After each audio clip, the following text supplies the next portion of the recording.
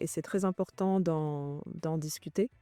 Il y a souvent un tabou qui est très fort là-dessus parce qu'on se dit souvent que, bah, quand on aime, on ne compte pas et que voilà, normalement, l'amour et l'argent ne font pas mon ménage, mais en fait, c'est une erreur, hein. Et il faut pouvoir, bah, avoir des discussions, sans tabou sur le sujet,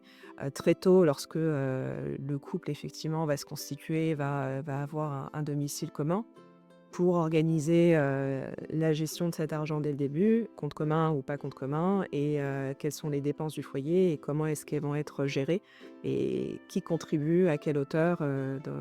à ces dépenses. Mais c'est vrai qu'il faut aussi faire en sorte d'avoir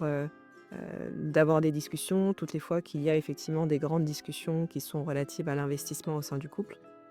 Parce qu'on se rend compte aujourd'hui qu'il y a encore beaucoup de femmes qui ont tendance à déléguer ce sujet-là à leur conjoint, parce qu'elles disent qu'elles sont pas assez,